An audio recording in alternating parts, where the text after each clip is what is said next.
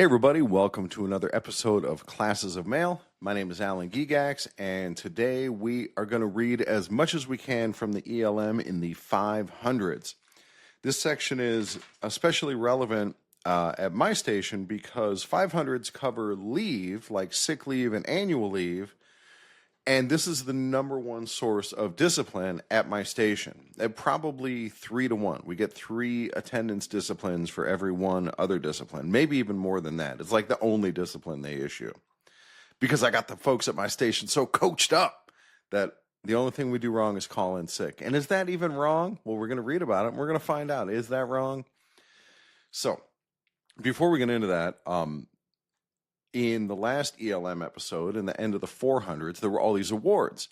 And I had mentioned that you should bring that to your station and talk about that. And I did it at my station.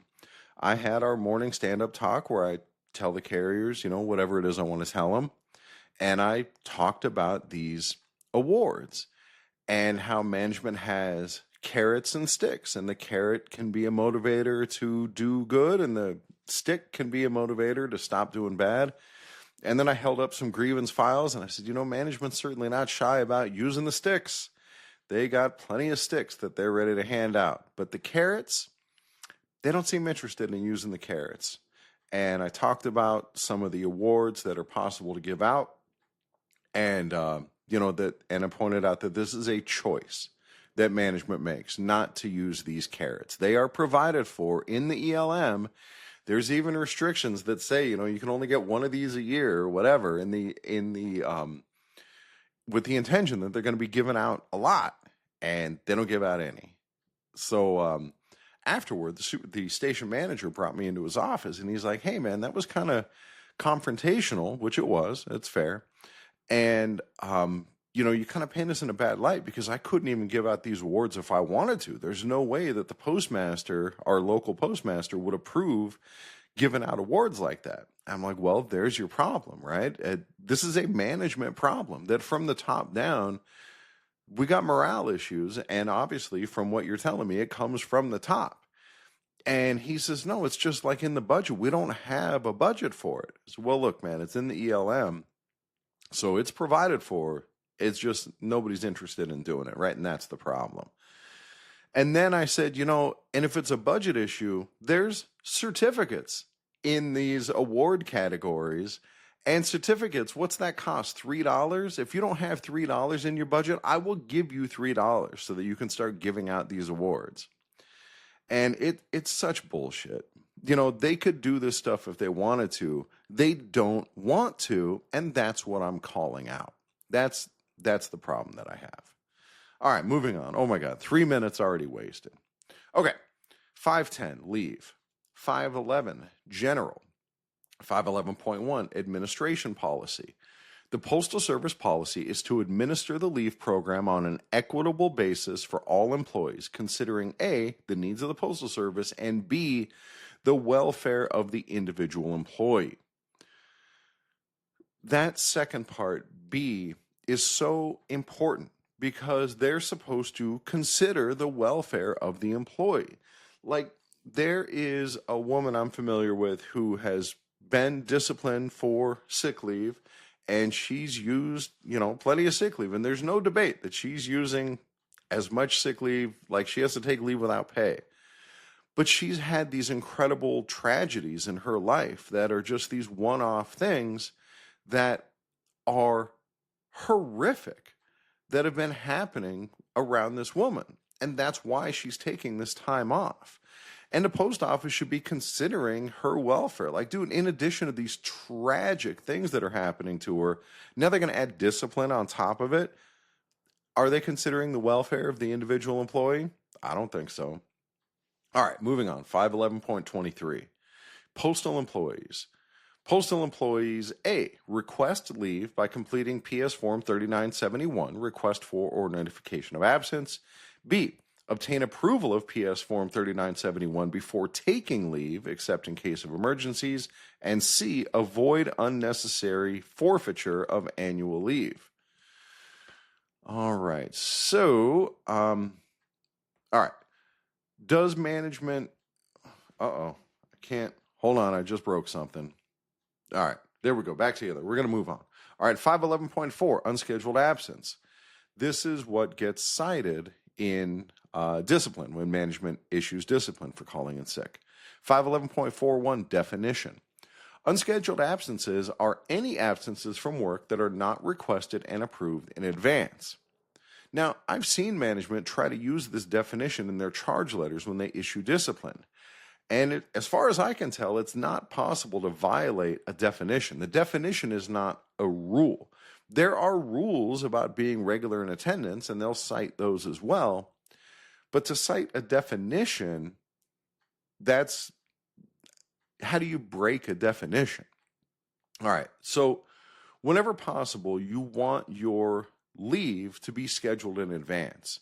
So we have carriers who will get disciplined for unscheduled leave, and it winds up being for things like doctor's appointments and a funeral and whatever other stuff like that. Like, you knew that was coming, you scheduled this, or this was planned in advance.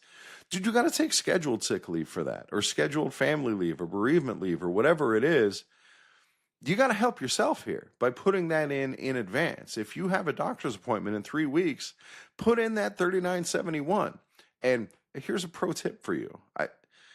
On the 3971, up in the upper right somewhere, there is a checkbox that says approved in advance.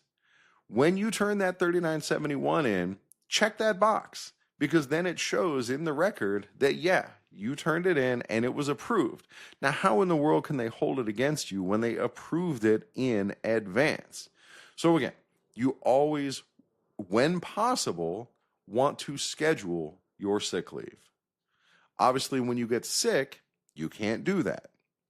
But when when you can schedule it, please do. All right, next, 511.42, management responsibilities. Listen up. To control unscheduled absences, postal officials, A, inform employees of leave regulations. B, discuss attendance records with individual employees when warranted. And C, maintain and review PS Form 3972, absence analysis, and PS Form 3971.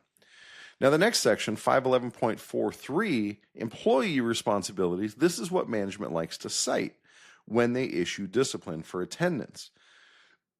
But they forget all about 511.42 right above it, which says what they're supposed to do regarding attendance. Again, they have to inform you of leave regulations to let you know, like, hey, this is our policy about sick leave, and you need to know what it is. So, like, this is the attendance review that management will do. This essentially puts you on notice that your attendance is becoming a problem, they may issue discipline. And then the next one, discuss attendance records with individual employees when warranted. Well, if it's bad enough that they have to issue discipline for it, then you bet your ass it's warranted that they should be discussing this with you. So if they don't do that, to me, that's part of the grievance file that I'm going to file. And I'm filing grievance files like that right now, where I'm going to ask, did you do this? Did you do this? And no, they didn't do that. They just jumped straight to discipline. So that's 511.42. Now, 511.43, employee responsibilities. Employees are expected to maintain their assigned schedule and must make every effort to avoid unscheduled absences. In addition, employees must provide acceptable evidence for absences when required. All right, so there's two things I want to highlight here. The first one is that employees must make every effort to avoid unscheduled absences. And this is what my coworkers are being charged with.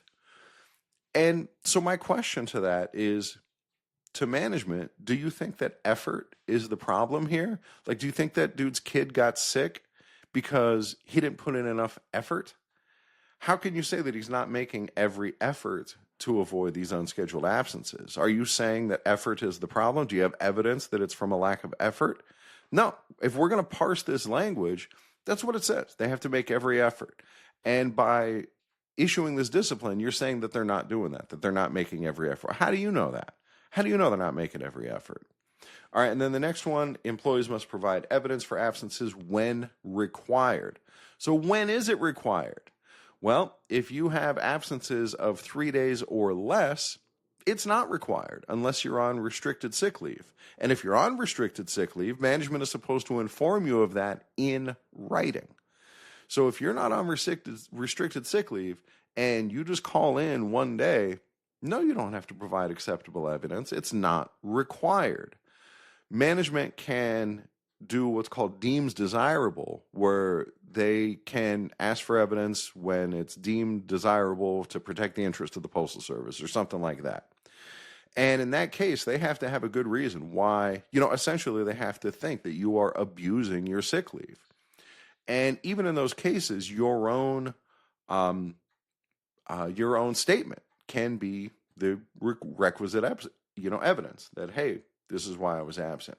And this whole thing about providing documentation, like I've had carriers get disciplined for attendance, and they had documentation that covered these absences. So what's the point of documentation, right? The idea behind it should be that this proves that I'm not abusing it, that I'm really sick. And that's the fucking purpose of the leave. So you're using it for its intended purpose, and you're still going to get disciplined? Dude, these are the kind of arguments that, now that I've been a steward for a while, that I've been making. All right, next, 512.12, definitions. Oh, I'm sorry, 512 is annual leave. 512.11, purpose, annual leave is provided to employees for rest, recreation, and personal and emergency purposes. 512.12, the following definitions apply for the purposes of 510. A, leave year. The year beginning with the first day of the first complete pay period in a calendar year and ending on the day before the first day of the first complete pay period in the following calendar year. So sometime in early January to sometime in early January.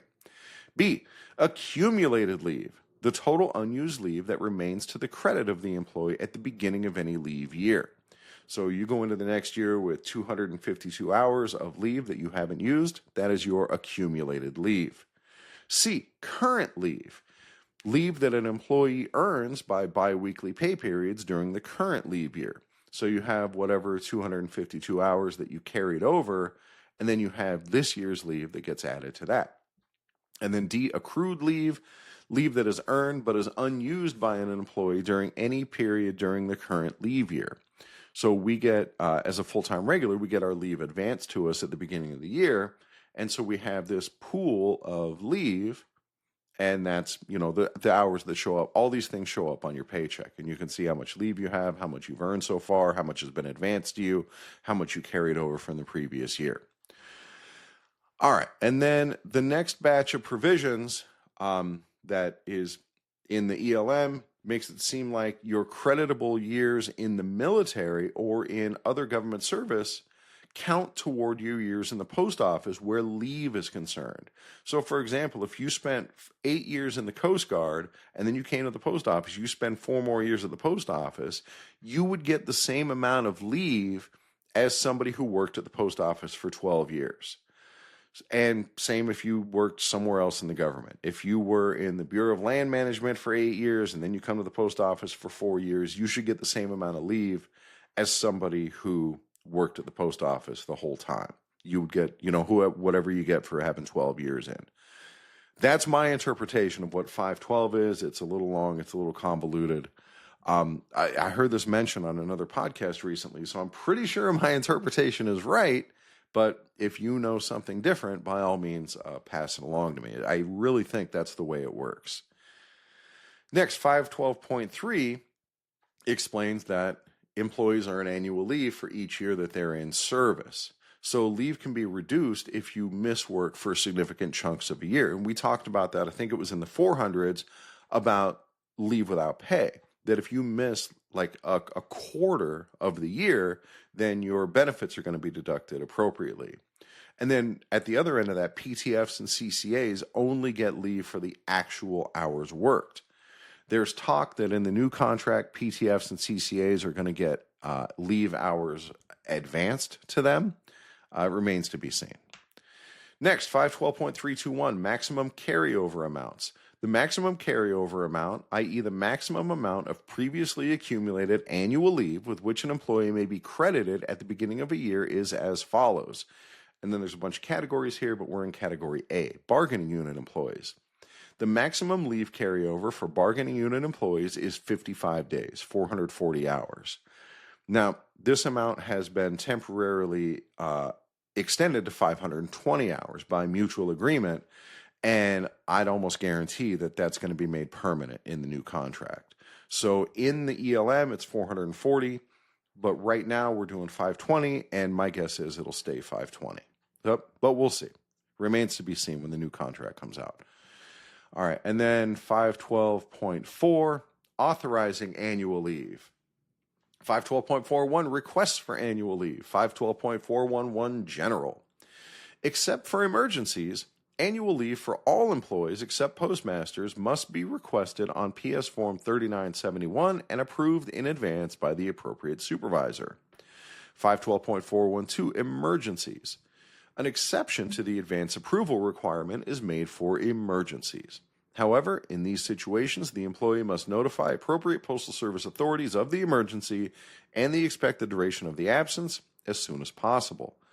When sufficient information is provided to determine that the absence may also be covered by Family and Medical Leave Act, or not also, just may be covered by FMLA, the following U.S. Department of Labor forms will be mailed to the employee's address of record along with a return envelope. A. Form WH-381, FMLA Notice of Eligibility and Rights and Responsibilities.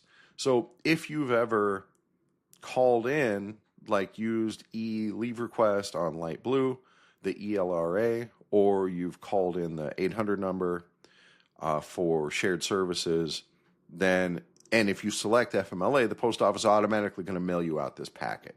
And it's going to include this WH-381, and then one of the following forms as appropriate. WH-380E is certification of healthcare provider for employees' serious health condition. WH-380F is FMLA certification of healthcare provider for family members' serious health condition. And WH-384 is certification for qualifying exigency for military family leave.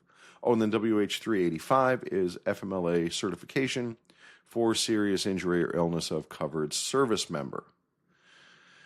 Note that these forms, this is from the ELM. Note, these forms are provided for the employee's convenience as they solicit all required information. However, employees may use another format as long as it provides complete and sufficient information as required by the FMLA. The information provided should relate only to the specific reason associated with the request for leave protection. So the union has its own FMLA form, and the union encourages you to use that form. You do you. To me, if the union tells me I should use the form, well, if anything goes sideways, the union is going to be the one fighting for me, so I'm going to use the form the union recommends. Right? If anything goes sideways with management's form, management ain't going to be fighting for me. They're going to be fighting against me. So I use the union form. I haven't used FMLA in a long time, but that's the deal.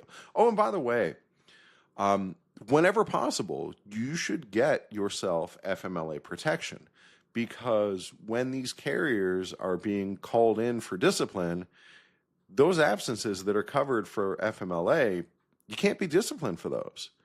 Right? That's like your get out of jail free card, or it's your proof that you have legitimate reason to use these absences. And so, whatever your doctor charges to fill out that paperwork, $50, whatever it is, to me, it's worth that money if you're using that sick leave. Because again, that's protection, right? That's a law that protects you from management giving you a hard time for using leave for its fucking intended purpose. All right. Continuing on emergency leave, supervisors approve or disapprove the leave request. When the request is disapproved, the absence may be recorded as leave without pay or absent without leave at the discretion of the supervisor, as outlined in 512.422, which will be coming up. 512.42, PS Form 3971, request for notification of absence. 512.421, purpose. Request for annual leave is made in writing, in duplicate, on PS Form 3971. And then here's 512.422, approval or disapproval. The supervisor is responsible for approving or disapproving the request for annual leave by signing PS Form 3971, a copy of which is given to the employee. If a supervisor does not approve a request for leave, the disapprove block on PS Form 3971 is checked and the reasons given in writing in the space provided. When a request is disapproved, the granting of any alternate type of leave, if any, must be noted, along with the reasons for disapproval. AWOL determinations must be similarly noted. All right, so I'm just noticing this now and reading back on it. There are cases where supervisors will try to do a pocket veto, where you give them your 3971 to get this day off, and then they just sit on it. They neither approve nor disapprove. Well, I think that in the way this is written, it's automatically approved unless they tell you otherwise. Because here's what it says here. They're responsible for approving or disapproving the request. Of course, they have to be. Who else would be? And it says if a supervisor does not approve a request for leave, then they have to check the box and they have to give the reasons. So there's very specific things that they're supposed to do if they've disapproved this leave. Well, if they don't do those things, then they didn't disapprove the leave. And the only thing if it's not disapproved, it's approved. So that's my interpretation on here. And I would absolutely make that argument that they have obligations if they disapprove that leave. And if they don't do those things, then they didn't disapprove it. So that's me. See how that goes over at your installation. Very fortunately, we don't have that problem in my installation, so I haven't actually had to deal with that. 512.43, insufficient leave balance. If the leave is approved and the employee has an insufficient leave balance, it is changed to leave without pay when the employee's pay is processed. 512.512, holidays. Leave cannot be charged for national legal holidays, days designated as holidays, or absences authorized by administrative order, like National Day of Mourning. 512.523, part-time flexible. The following provisions apply to part-time flexible employees. A, part-time flexible employee who has been credited with 40 hours or more of paid service, that's work, leave, or a combination of work and leave, in a service week is not granted paid annual or sick leave during the remainder of that service week. Absences in such cases are treated as non-duty time, not chargeable to paid leave of any kind.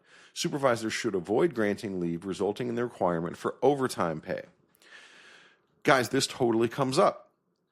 You're already working, 50, 60 hours a week, and you call in for a day off. You don't have to take hours, 4 hours, 8 hours, whatever, of leave to cover that time off. You just are it's non-duty time, right? So, yeah, you call in because you're constipated. No, they put it as non-duty time.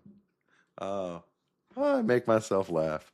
So anyway, so that also means like if you have a vacation day that's on Friday and you're already at 44 hours for the week, by Thursday, you don't need to take 8 hours of annual leave to cover that vacation. You just get your 44 hours for the week, and then Friday is a non-scheduled day, essentially. That's the way that should work. B, part-time flexible employees who request leave on days that they are scheduled to work, except scheduled holiday or except legal holidays, may be granted leave provided they can be spared. The combination of leave and work hours charged to the employees must not exceed 8 hours on any one day. The installation head may also consider a request for annual leave on any day a part-time flexible is not scheduled to work. The 40 hours paid in a service week specified in 512.523A must not be exceeded. So here again, it's saying that if you're already at 40 hours for the week, they're not going to pay you 8 hours of leave on top of that, or they shouldn't. 512.6, vacation planning and special programs. 512.61, bargaining unit employees, vacation planning. For bargaining unit employees, leave is subject to specific vacation planning provisions of applicable collective bargaining agreements. Note also, A, for all regular employees, both full-time and part-time, vacation leave is granted when requested to the extent practicable. All right? So, there's your restriction right there. They really need to have a good reason to say no to your request for leave. It is granted to the extent practicable. So, for example, at my station, we accidentally double booked. We have a big vacation board. I assume it works this way at most places. We have this big vacation board. It's a big grid. And under each week, there's a number of spots. There's like 9 spots. And so 9 different carriers can have those days off. And we accidentally double booked a day so that 2 carriers had a day off, and there wound up being 10 carriers off that day. And so management had a decision to make. And the decision hinges on vacation leave is granted when requested to the extent practicable. Well, we got a ton of CCAs. We got plenty of people who can cover this day off. So there's really no reason to deny that leave, except that the negotiated slots are only like 9 slots. So technically they could, but as a practical matter, it ain't hurting the post office any to give that 10th carrier the day off, because we got plenty of bodies to cover it. And we got CCAs who were like desperate for hours. And to their credit, that's exactly the way management handled it. They went ahead and just gave that extra person the day off. B, for part-time flexible employees, vacation planning is limited to accumulated and accrued leave. 512.73, lump sum terminal leave payment. 512.731, general. Separating employees may receive lump sum terminal leave payments subject to the following conditions. A, completion of qualifying period. Except for those employees identified under 512.812, employees who separate before completing the 90-day qualifying period forfeit terminal leave payment for accrued leave. Employees who complete the 90-day qualifying period, even if separated at the close of business on day 90, may be entitled to terminal leave payments for accrued leave. So if you've earned vacation days, annual leave days, you get paid for those days when you leave the post office. B, completion of pay period. Employees whose separation is effective before the last Friday of a pay period do not receive leave credit or terminal leave payment for the leave that would have accrued during that pay period. So you have to complete that 2-week cycle to get credited with that leave. All right, now we get on to sick leave. And I'll probably wrap up the episode after sick leave. I don't know, we'll see how long it is. 513, sick leave. 513.1, purpose. 513.11, sick leave for employee incapacitation. Sick leave ensures employees against loss of pay if they are incapacitated and cannot perform their duties because of illness, injury, pregnancy and confinement, or medical, including dental and optical, examination or treatment. All right, so that's what sick leave is for. You are incapacitated for your duties. Now, there's argument over what constitutes incapacity. Like, I've called in sick for work before and then gone to Costco. And my wife is like, dude, you can't go to Costco because if somebody sees you there, you're going to get in trouble for calling in sick. And my argument is that Costco is not demanding like a day of work would be. You know, I walk 10 miles a day on my route. I'm out in the heat. And if I could come to work and eat free food samples and sit down anytime I want and have a cart to lean on and take as long as I need and you know, only do that for an hour out of the day, yeah, I probably could have gone to work today.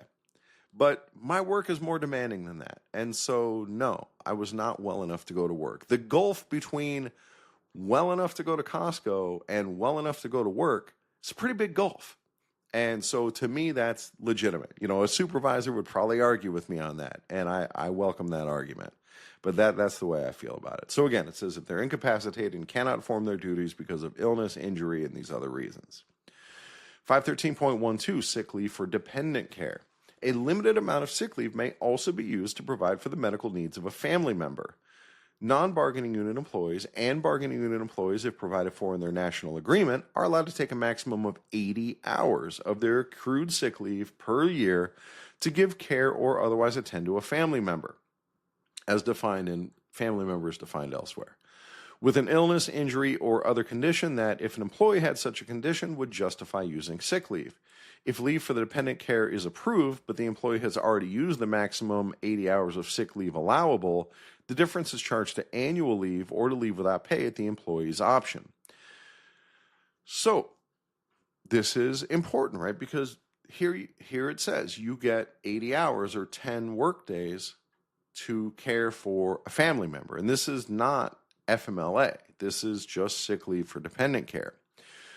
So if your kid is sick, yeah, call in. Make sure you put in sick leave for dependent care. Now, the rules and restrictions that apply to sick leave apply whether it's dependent care or not, right? But taking care of your family is a legitimate reason to call in for work. If you wouldn't come to work because you have the flu, if your kid has the flu or your wife has the flu, yeah, you can call in sick for work for that as well, and you get up to 2 weeks. And notice that if you go beyond that 80 hours, it says if you have already used the maximum of 80 hours of sick leave allowable, it doesn't say that now you're just denied leave. It says that it's charged to either annual leave or leave without pay at the employee's option. So you don't get that leave denied. You can just only take 80 hours of sick leave for dependent care. That's the limit on sick leave hours for that. But again, these conditions, if they apply to your family member, just like they would apply to you, yes, absolutely. You call in for that. You put in for sick leave dependent care. Next, 513.2, accrual and crediting. 513.21, accrual chart. Time accrued is as follows. Full-time employees, 4 hours for each full biweekly pay period, i.e. 13 days, 104 hours per 26-period leave year. So yeah, we get roughly 13 days per year. Part-time employees, 1 hour for each unit of 20 hours in pay status for a maximum of 104 hours, 13 days per 26-period leave year. So again, part-time employees also get 13 days of sick leave per year, assuming that they're working all the time. 513.221, general. Sick leave is credited at the end of each biweekly pay period in which it is earned. Sick leave earned and unused accumulates without limitation. Now, okay. 513.222, part-time employees. Part-time employees are not credited with sick leave that exceeds 13 days per 26-period leave year. So it just said that sick leave accumulates without limitation, but now it says that they don't get credited for sick leave that exceeds 13 days. Okay, I got it. So they can't get more than, if you're a part-time employee, a PTF or a CCA, you can't get more than 13 days of sick leave in a year, like even because it says like 1 hour for every 20 hours in pay status, but the maximum is 104 hours, 13 days. So even if you worked, ridiculous bonkers hours, you're still only going to get those 13 days. But if you don't use them, yes, they do continue to accumulate. All right, now I understand. Oh, now I get it. Okay. All right. 513.3, authorizing sick leave. 513.31, policy. 513.311, general. Sick leave will not be granted until it is earned, except as provided in 513.5. 513.312, restriction. An employee who is in sick leave status may not engage in any gainful employment unless prior approval has been granted by the appropriate authority. So maybe you have an OnlyFans page and you make money from that. And so even while you're home sick, you can still do your OnlyFans stuff. Well, if you're making money off of it, then it has to be granted by the appropriate authority, right? You got to only be doing that stuff in your spare time, not while you're getting paid to be home on sick leave. 513.32, conditions for authorization. Conditions for authorization are as follows. Illness or injury, if the employee is incapacitated and cannot perform official duties. All right, so here's all these different reasons why they would grant you sick leave. So again, if you are sick, if you are incapacitated, then you're supposed to be granted that sick leave. And yet they want to try to discipline you for using sick leave in the way that it's intended. It drives me nuts. Pregnancy and confinement, if absence is required for physical examinations or periods of incapacitation. Medical, dental, or optical examination or treatment, if absence is necessary during the employee's regular scheduled tour. For eligible employees indicated in 513.12, care for a family member, a maximum of 80 hours of accrued sick leave per year per leave year if the illness, injury, or other condition is one that, if the employee had such a condition, would justify using sick leave. Contagious disease. A contagious disease is a disease ruled as requiring isolation, quarantine, or restriction of movement of the patient for a particular period by the health authorities having jurisdiction. If the employees meet one or more of the following: must care for a family member afflicted with a contagious disease, has been exposed to a contagious disease that would jeopardize the health of others, or has evidence supplied by the local health authorities or a certificate signed by a physician certifying the need for the period of isolation or restriction. So on this note, if you have the flu, when management brings you in to do their investigative interview or their pre-disciplinary interview or whatever they call it where you are, they're going to ask you questions about your absence, and this is your chance to defend yourself. So for me as a steward, when the employee who's sitting next to me being interviewed says, yeah, I had the flu on this day, I love that as a steward, because when I interview management, I'm going to be like, dude, he had the flu. Do you want him to be coming in to work while he has the flu? What are you doing? No, of course he shouldn't be coming in like that. What different thing would you have him do? How are you going to discipline him for doing the right thing? So, dude, again, defend yourself. If you meet these conditions, say so. Hey, I was legitimately out. I had this illness. What am I supposed to do different? And that's something that you can ask in the investigative interview, and a good steward's going to back you up on that and make note of that. And what's a supervisor supposed to say? I have sat in on investigative interviews where carriers have, two different carriers, both of them use like 7 days of sick leave, and one of them had these really good reasons why they were out, and the other one was just like, oh, I was sick. And the one with the good reasons, they didn't even bother issuing discipline. So that is your chance to defend yourself, and you should absolutely make the most of that opportunity. Next, medical treatment for disabled veterans. If the employee does the following: presents a statement from a duly authorized medical authority that treatment is required, and when possible gives prior notice of the definite number of days and hours of absence. So you could be out for that as long as you meet those criteria. Next, 513.33. I just paused my recording. I don't know exactly where I picked up or left off, so forgive me if I just repeated this. 513.33, requests for sick leave. 513.331, general. Except for unexpected illness or injury situations, sick leave must be requested on PS Form 3971, request for or notification of absence, and approved in advance by the appropriate supervisor. So again, if you know that you have this doctor appointment coming up or whatever, then you should get that approved in advance. And you should check the box that says approved in advance. 513.332, unexpected illness or injury. An exception to the advance approval requirement is made for unexpected illness or injuries.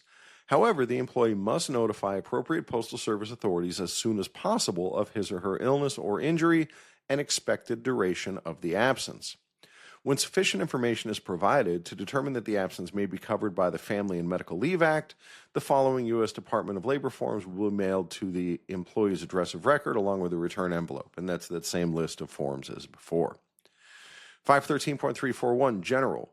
Request for sick leave must be made in writing, in duplicate, on PS Form 3971. If the absence is to care for a family member, that fact is to be noted in the remarks section. 513.342, approval or disapproval. The supervisor is responsible for approving or disapproving requests for sick leave by signing PS Form 3971, a copy of which is given to the employee. If a supervisor does not approve a request for leave as submitted, the supervisor must check the disapproved box on PS Form 3971 and give the reason in writing in the space provided.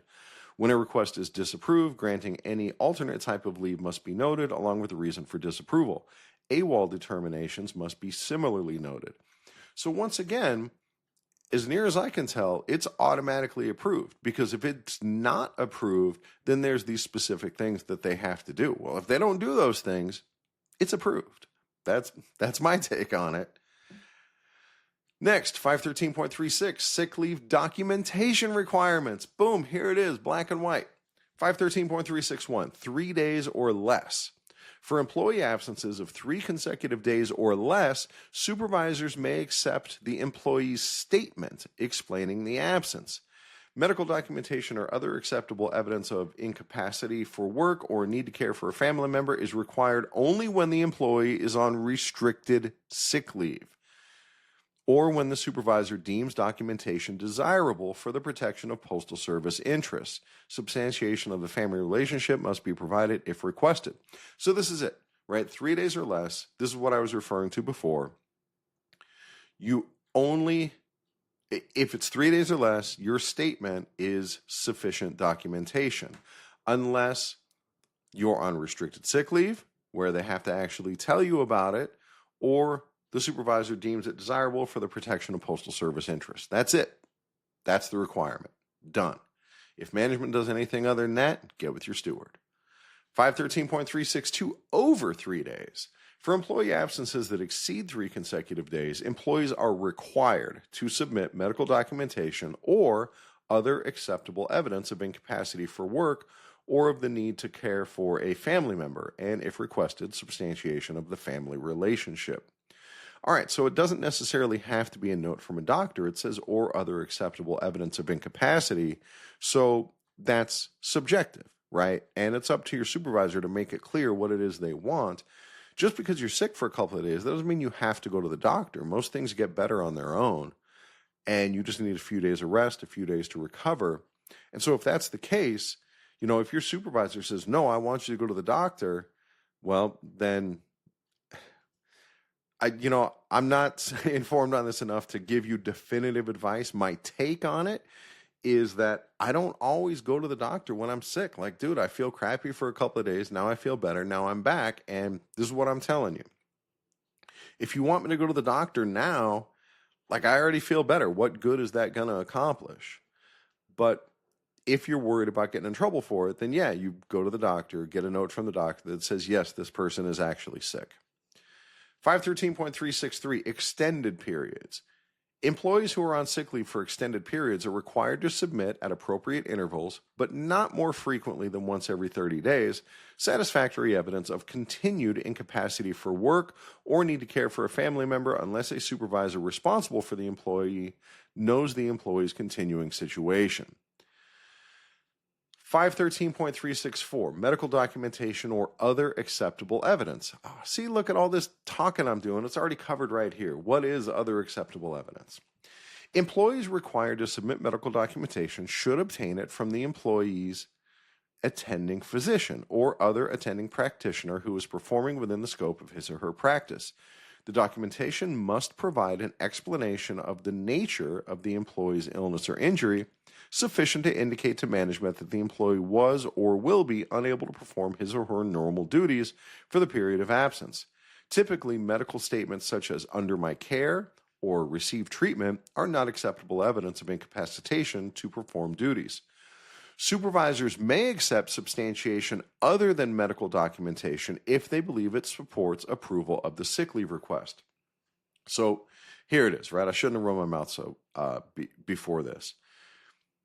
Substantiation other than medical documentation is going to be subjective, up to your supervisor. But if you reasonably believe that you are substantiating your illness, like you got a picture of a positive COVID test and you hold it up with today's newspaper and show, yes, this is the day I got sick with COVID, that should be sufficient. Like, do you really need to go to the doctor for that? No, we just stay home until we test negative, or I don't even know what the restrictions are on that now.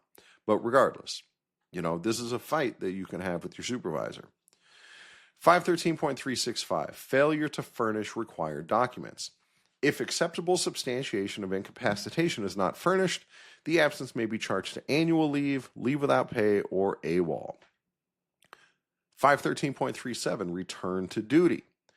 Employees returning from an FMLA-covered absence, all right, this is not just a regular absence, this is an FMLA-covered absence, which was of their own incapacitation, must provide documentation from their healthcare provider that they are able to perform the position's functions with or without limitation. Limitations described are accommodated when practical. Bargaining unit employees must also comply with requirements in 865. I'm sure we'll get to 865 someday. 513.39, restricted sick leave. This is where they say that you have to provide documentation. 513.391, reasons for restriction. Supervisors or installation heads with evidence indicating that an employee is abusing sick leave privileges may place the employee on the restricted sick leave list. In addition, employees may be placed on the restricted sick leave list after their sick leave use has been reviewed on an individual basis and the following actions have been taken. A, an absence file has been established on the employee. B, the immediate supervisor and higher levels of management have reviewed the absence file. C, absences during the past quarter of leave without pay and sick leave that the employee used have been reviewed. No minimum sick leave balance is established below which the employee's sick leave is recorded automatically. No minimum sick leave balance is established below which the employee's sick leave record is automatically considered unsatisfactory. All right, so it doesn't matter how many hours you have left. That's not what makes it unsatisfactory. D, the employee's supervisor has discussed the employee's absence with the employee's absence record with the employee, so they have to talk to you about it. E, subsequent quarterly absences have been reviewed. If the absence logs indicate no improvement, the supervisor must discuss the matter with the employee and include in the discussion advice that if there is no improvement during the next quarter, the employee will be placed on restricted sick leave. All right, guys, so all of this is what leads to restricted sick leave. So if you are on restricted sick leave, then your union steward should be making sure that all of these things are in place and that management has fulfilled all of these obligations. They can't just put you on restricted sick leave willy-nilly. 513.392, notice and listing. Supervisors must provide written notice to employees that their names have been added to the restricted sick leave listing. Written notice. The notice also explains that until further notice, the employees must support all requests for sick leave by medical documentation or other acceptable evidence. 513.393, recession of restriction. The employee's supervisor reviews the employee's PS Form 3972 for each quarter. If the number of absences charged to sickness has substantially decreased, the employee's name is removed from the restricted sick leave list and the employee is notified in writing of the removal. And we're going to finish up here with the rest of the sick leave policy, and that'll do us for today. The last part is 513.5, advanced sick leave. 513.51, policy. 513.511, may not exceed 30 days. Sick leave not to exceed 30 days, 240 hours, may be advanced in cases of an employee's serious disability or illness if there is a reason to believe the employee will return to duty. Sick leave may be advanced whether or not the employee has an annual leave or donated leave balance. 513.512, medical document required. Every request for advanced sick leave must be supported by medical documentation of the illness. 513.6, leave charge adjustments. 513.61, insufficient sick leave. If sick leave is approved, but the employee does not have sufficient sick leave to cover the absence, the difference is charged to annual leave or to leave without pay at the employee's option.